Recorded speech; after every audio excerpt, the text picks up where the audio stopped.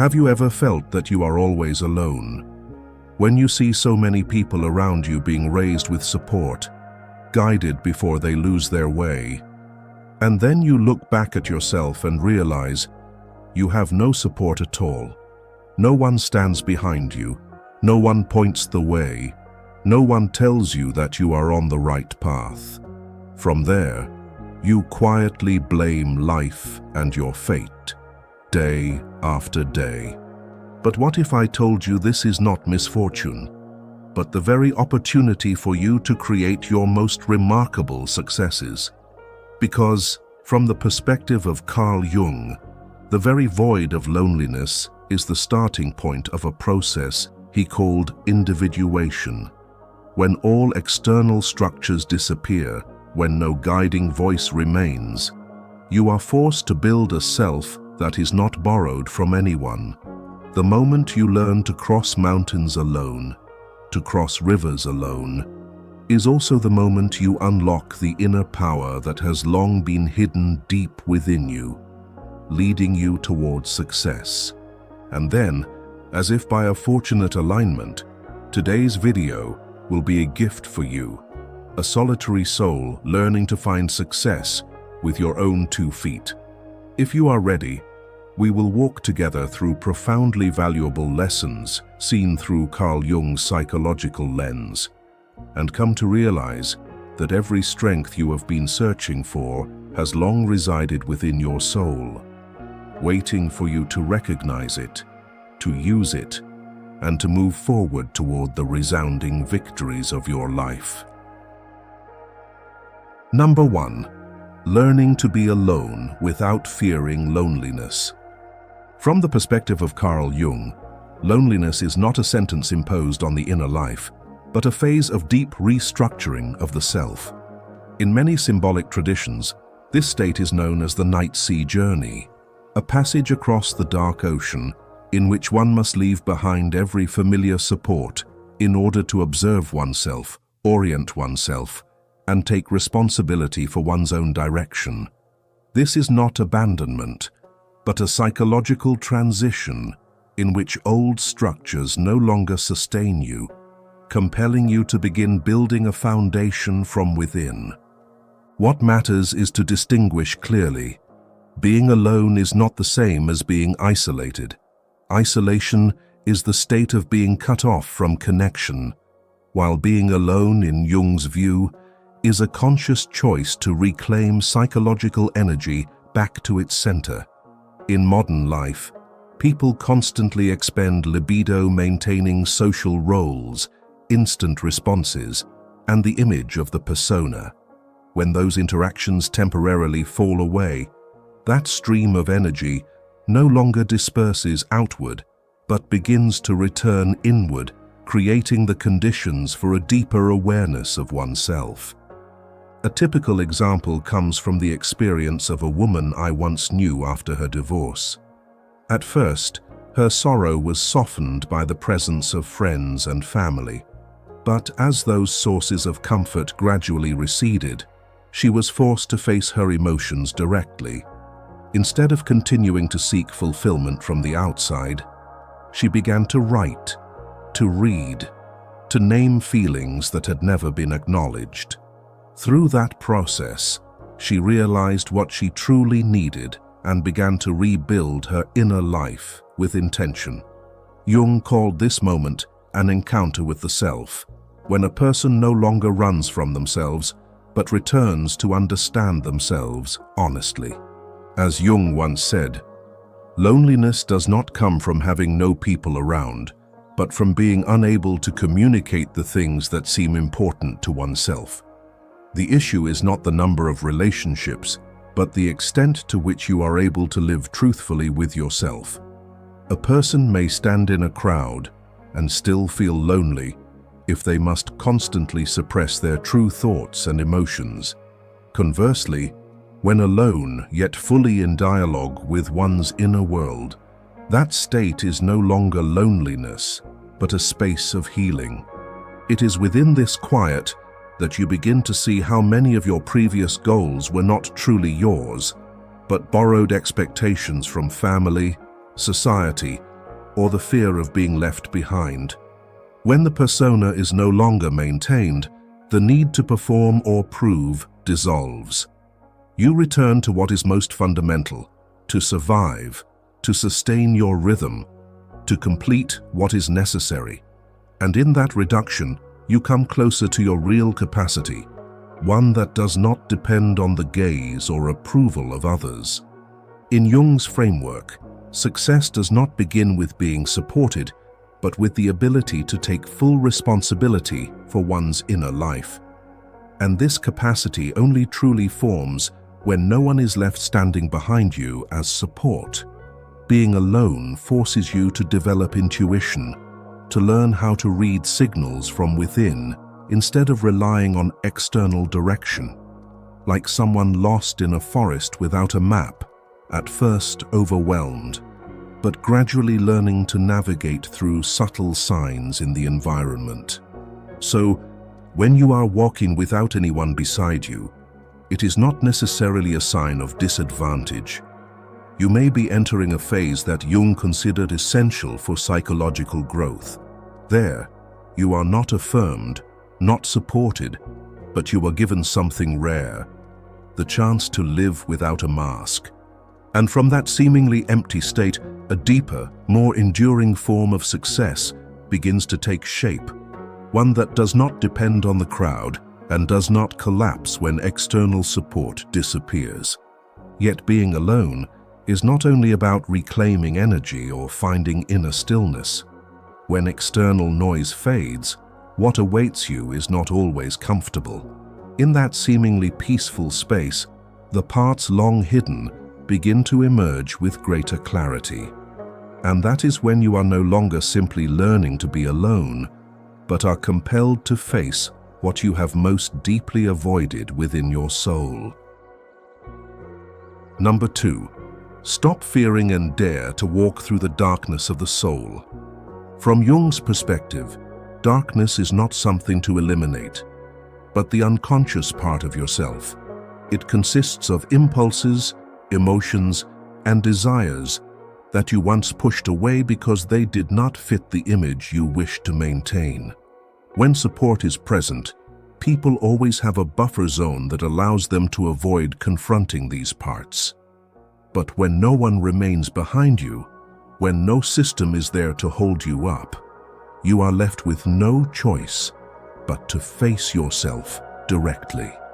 And it is here that the journey of winning in life truly begins, not on the outside, but in the depths of the inner world. The difference between those who move forward and those who remain stuck does not lie in whether they have a shadow, but in how they respond when it appears. When emotions such as envy, anger, or fear arise, the natural reaction is to deny or suppress them. Yet that very reaction keeps a person under unconscious control. Jung believed that whatever is not made conscious will return as fate. This means that if you do not face your true inner drives, they will quietly shape your decisions, behaviors, and direction without your awareness. That is why many people, despite their efforts, cannot achieve victory, not because they lack ability, but because they are being guided by unseen forces within themselves. When there is no one left to rely on, you begin to develop a crucial skill, shifting from reaction to awareness. Instead of asking, "Why am I like this?" you begin to ask, "What is this revealing about me?" An emotion is no longer something to eliminate, but a signal to decode. Discomfort with others is no longer simply about them, but becomes a mirror reflecting parts of yourself you have yet to accept. When you are honest enough to see this, you begin to reclaim the energy that was once projected outward and bring it back to your center. The paradox is this: the very parts you once wanted to discard contain the strongest energy for your growth. Ambition, the need for recognition, and anger at injustice, if suppressed, will erode you from within. But if recognized and directed, they become a clear and consistent driving force. Jung stated, "One does not become enlightened by imagining figures of light, but by making the darkness conscious." This means you cannot build a solid life by focusing only on the light. You must begin by understanding what is operating in your darkness. At a deeper level, this process is not about defeating the shadow, but learning to work with it, not to destroy it, nor to indulge it, but to integrate it. Like harnessing a powerful current of energy, if you do not understand it, you will be carried away. If you can direct it, it becomes an advantage. And it is precisely this ability that forms a kind of strength rarely developed by those who are constantly supported, the ability to master oneself in any circumstance. In the end, victory in life without support is not about moving faster or achieving more than others, but about no longer being pulled backward by unconscious forces. When you can stand firmly before yourself, knowing clearly where your actions come from, you no longer depend on external conditions to move forward. And in the journey of walking through the darkness alone, without validation, without applause, you gradually form a quiet yet decisive advantage, an inner strength solid enough to prevail, even when no one stands behind you. And when you dare to face the darkness, another truth begins to reveal itself. Awareness alone is never enough. The greater challenge is not in seeing clearly what is happening within, but in learning to remain with it without collapsing. And it is at this point that a more subtle capacity becomes necessary, the ability to support yourself when no one else can do it for you. Number 3. Learning to comfort yourself. From a very early age, human beings grow accustomed to seeking comfort from the outside. When hurt, we need someone to listen. When disappointed, we wait for recognition. When exhausted, we hope someone will lift us back up. But on the journey of winning in life without support, the question is no longer who will be there for you, but whether you can be there for yourself. Because if your entire system of comfort depends on others, then the moment you must walk alone is precisely when you become most fragile. From the perspective of Carl Jung, psychological crises do not arise only from circumstances, but from not knowing what to do with the pain within. Self-compassion is not about denying emotions or forcing yourself to be okay. It is the ability to stay with yourself without judgment, without avoidance. When you lack support, emotions such as failure, doubt, and exhaustion appear more often, not less. If each time this happens, you only criticize yourself, push yourself to be stronger, or force positivity, your inner world gradually becomes a place of tension, where you are both the one enduring and the one applying pressure. A very common sign of not knowing how to comfort yourself is dependence on external stimulation. People constantly turn to their phones, motivational content, advice, or work to escape inner discomfort. These bring temporary relief, but in the long run, weaken emotional regulation. In contrast, those who can prevail without support are able to sit with a bad day without needing to fix it immediately. They allow sadness to exist, allow disappointment to be present, and it is this acceptance that prevents emotions from exploding just to be noticed. Jung once wrote, "The acceptance of oneself is the essence of the whole moral problem and the epitome of a whole outlook on life." At its deepest level, self-comfort is the result of self-acceptance. When you accept that you can be weak, can be wrong, can lose your way, you no longer need to punish yourself whenever you fall short of expectations. Comfort no longer comes from empty reassurances, but from something far more stable. No matter what happens, you do not abandon yourself. In practice, this capacity shows up in small but powerful ways that reshape the entire inner world. It is how you speak to yourself after a mistake, choosing fairness instead of harsh criticism. It is allowing yourself to rest without guilt. Or simply acknowledging, today I am not okay, and that does not make me less worthy. When these actions are repeated, you gradually build an inner support system to replace what you do not receive from the outside.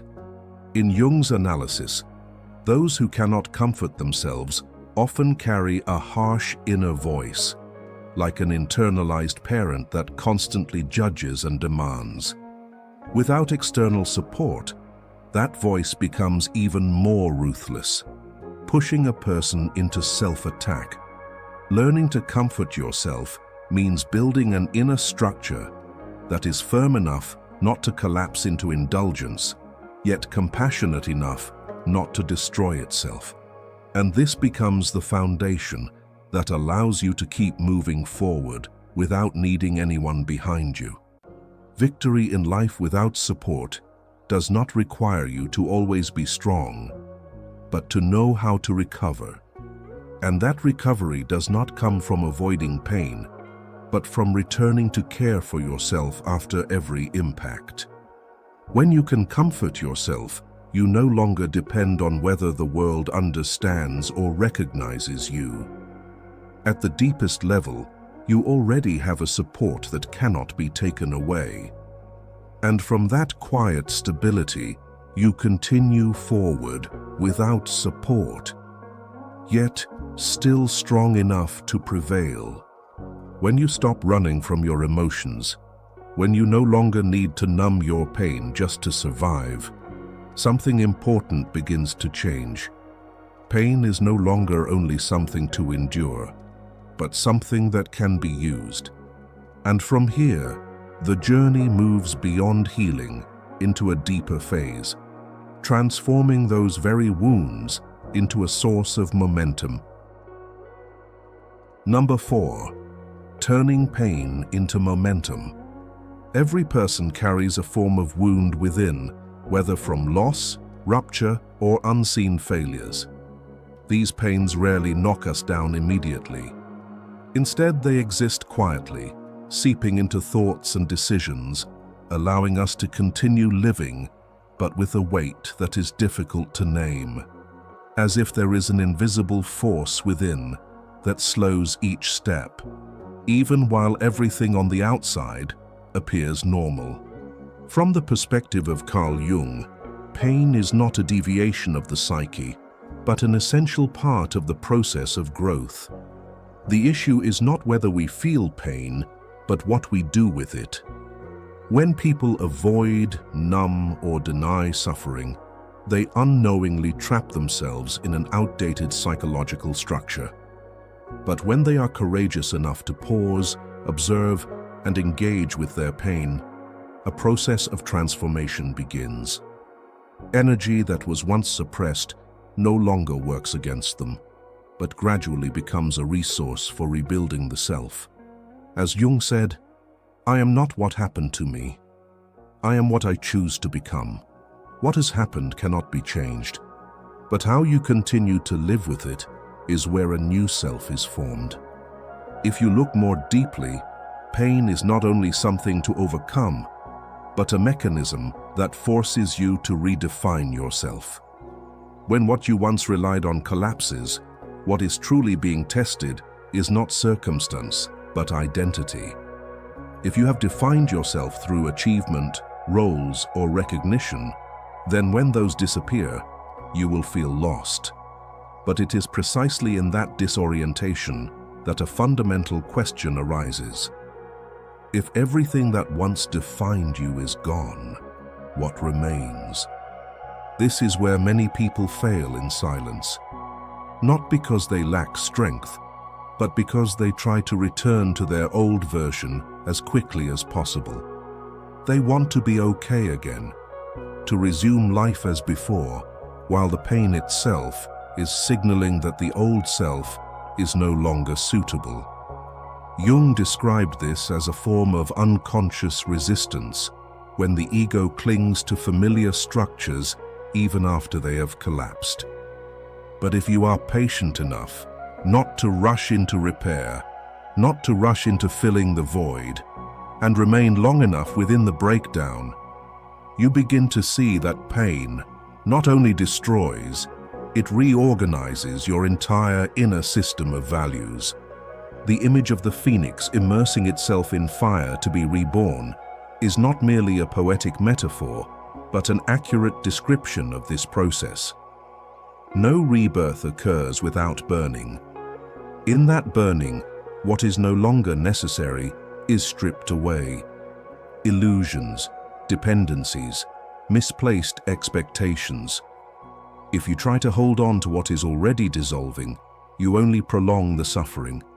But if you allow it to end, pain becomes a necessary pressure that forms a new structure, one that is more stable and more honest. In reality, major turning points rarely begin with inspiration, but with hitting bottom. Some people only begin to truly live when they have nothing left to lose. When all titles, positions, and recognition disappear, they are forced to face a simple yet decisive question. If there is nothing left to protect, can I live more truthfully? From that point, they begin again, not to prove, but to build.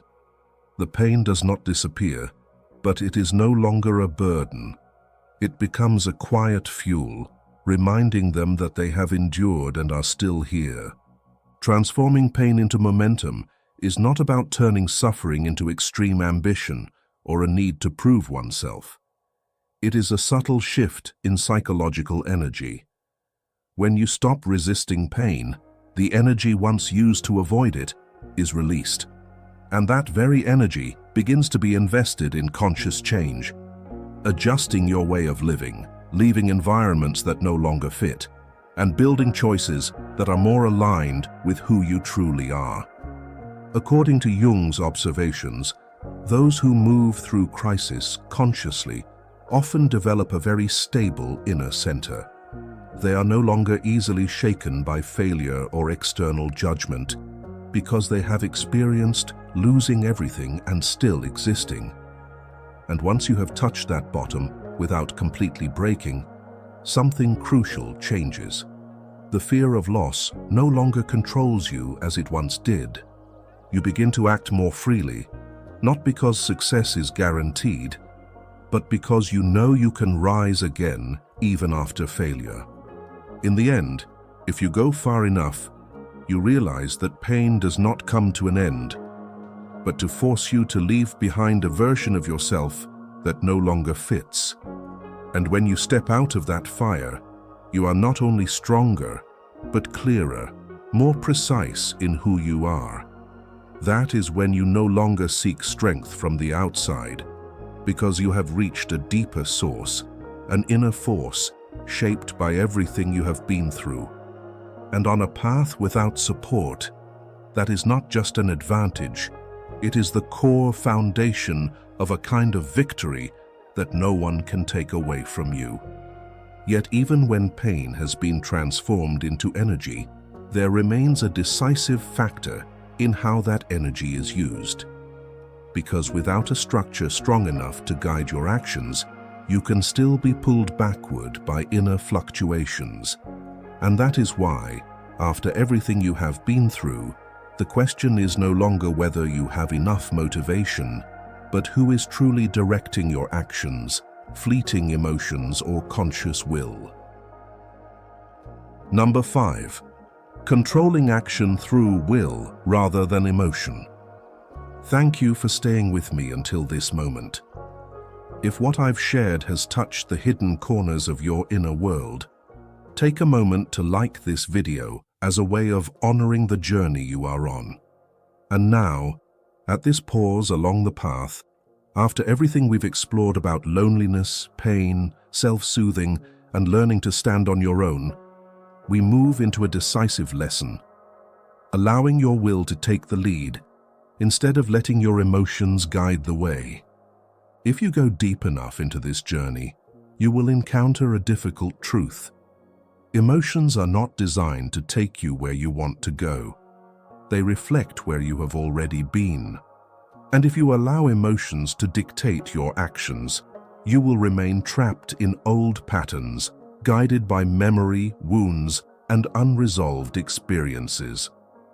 That is why, within the framework of Carl Jung, maturity is not about feeling better, but about building an inner center strong enough not to be governed by inner fluctuations. At their core, emotions are responses of the unconscious. They are not meant to direct your life, but to signal your inner state. But when people confuse a signal with a command, they begin to live according to emotion. The result is a fragmented life, actions shifting with mood, discipline breaking on days without motivation, direction eroded by moments of doubt. On a path without support, this instability not only slows you down, but it also gradually weakens the very structure of your inner world. Will, in its deepest sense, is not force, but the capacity to sustain a chosen direction even when emotion no longer aligns. It is the point where the mature ego separates from unconscious reactions and begins to function as a center of coordination. You still feel everything. You know you are tired, afraid, uncertain. But you no longer let those states determine whether you continue. You act not because you feel ready, but because you have decided.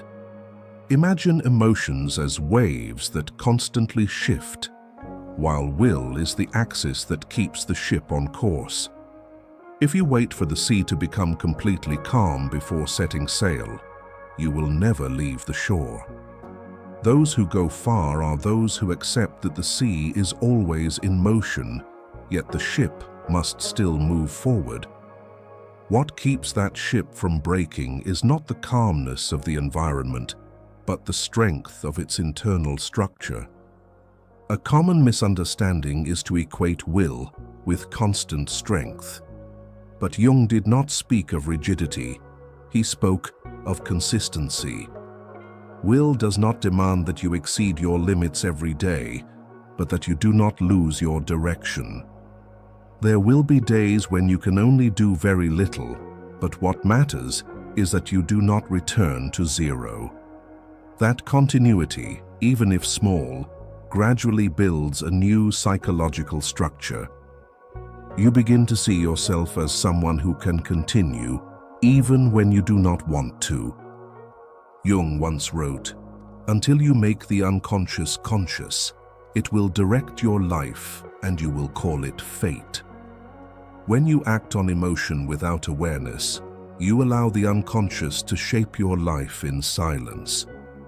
But when you hold your will, you bring consciousness into the process. You no longer call avoidance, "I'm not in the mood." You recognize it as a pattern to move through. And in that moment of recognition, you begin to reclaim control. In reality, those who move forward without support are rarely those who are always energized. They are those who do not allow temporary states to disrupt long-term structure. They may doubt, but they continue. They may feel exhausted, but they do not quit. They do not build their lives on emotion, but on a deeper principle. I am someone who continues, regardless of my inner state. Emotions will always fluctuate. There will be days of clarity and strength and days of emptiness and confusion. But will creates something emotion cannot, continuity. And that continuity, sustained over time, reshapes your entire being. You are no longer someone dependent on motivation, but someone capable of acting even without it. And that is the fundamental difference between those who stop and those who prevail. Not talent, not circumstances, but whether they allow emotion to decide their lives. When you can hold your direction even on days without inspiration, without support, without validation, you are not merely moving forward. You are becoming the kind of person who can prevail in any condition. When you have learned not to let emotion govern your actions, you begin to reach a deeper level of self-mastery. But maintaining direction is not enough. What you need next is a source of energy that can sustain that journey over time. And here, you step into a deeper transformation. Not only controlling your actions, but building a source of motivation that does not depend on anything external. Number 6. Building motivation from within. As external supports gradually fall away, you are confronted with an uncomfortable truth. Motivation that depends on circumstances is the most fragile form of energy.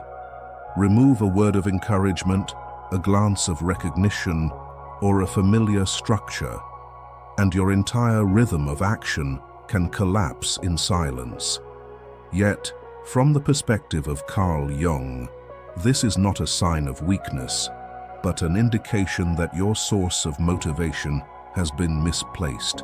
It has been anchored outside instead of within, and the path without support, harsh as it may be, becomes the very condition that forces a crucial transformation, shifting the center of motivation from the external world to the inner self. Jung did not view motivation as a fleeting emotional state or a reaction to social pressure. He placed it within the process of individuation, the journey of becoming oneself, rather than living according to collective patterns. When motivation is tied to individuation, it does not require daily activation through praise or fear of falling behind. It functions as a quiet but steady force, arising from alignment between action and inner nature. You do not act because you feel like it, but because not acting would mean drifting away from yourself. Jung once said, "The privilege of a lifetime is to become who you truly are." When becoming yourself is no longer an abstract idea, but an inner responsibility, motivation changes in nature. It no longer fluctuates with short-term success or failure. Failure becomes information, not negation. Success becomes a byproduct of long-term consistency, not a goal to chase. At this point, a person is no longer driven by the need to be seen, but by a deep sense that they must live in alignment with their own inner structure. Some people pass through this stage with a simple yet difficult decision. They stop acting for recognition and begin acting because they cannot act. I once observed a writer who spent years being rejected, constantly advised to change in order to fit the market. At a certain point, he stopped chasing approval. He continued writing not to be published, but because stopping would mean betraying something deeply real within him. And it was precisely when he no longer needed to be seen that the value of his work began to reveal itself. What changed was not the circumstance, but the source of motivation behind the action. At its core, inner motivation is not something to be created, but something to be uncovered. It already exists, but is buried beneath noise, expectations, comparisons, and the need for recognition. Therefore, the first step is not to do more, but to create space to listen to yourself again. Activities without achievement goals such as writing, drawing, playing music, or simply doing something because you want to, help you reconnect with the experience of acting without external reasons. Silence also plays a crucial role in this process. When you sit still, without seeking stimulation, without forcing positivity, deeper signals begin to emerge. At first, there may be emptiness, but that very emptiness is the condition for real motivation to form. Jung pointed out that only when consciousness stops filling every gap does the unconscious gain the chance to speak more clearly. Nature, in its own quiet way, also returns you to your internal rhythm. Without judgment, without demands to become someone, it creates a space where you can exist without performing. And in that state, many people rediscover something simple yet long forgotten: the desire to continue, not because they must, but because they are still connected to themselves. More importantly, inner motivation is built through quiet repetition. Small actions, unseen, unrecognized, sustained over time, gradually reshape the entire system of motivation. You no longer act to be praised, but because the action itself keeps you aligned with who you are. And when you can continue in silence, without needing to be seen, that is when your source of motivation has truly shifted. Inner motivation is not loud, not forceful, not urgent. It exists as a steady current, quietly reminding you, keep going, this belongs to you. Without support, this silent voice replaces all encouragement. It may not make you faster, but it makes you steadier. And in a long journey, steadiness always outweighs speed. Ultimately, building inner motivation is not a moment of sudden awakening, but a decision repeated every day. Each time you choose to act from within, rather than follow fleeting emotions or external validation, you strengthen a foundation that no one can replace. And when that foundation becomes solid enough, you realize something unmistakable. You no longer need anyone behind you. You have become your own greatest source of strength. And on a path without support, that is the decisive advantage that leads to a deeper, more enduring form of success.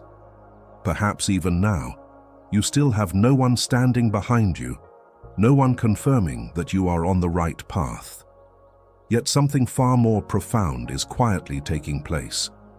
You no longer need that validation the way you once did. From Carl Jung's perspective, true maturity begins when a person stops seeking themselves in the eyes of others. And the silent journey you have just gone through is, in essence, the process of reclaiming your power from the outside and returning it within. You no longer move forward because you are supported, but because you know exactly where you are going. You no longer wait for recognition, but begin to live by a deeper inner order, where every choice bears the imprint of who you truly are.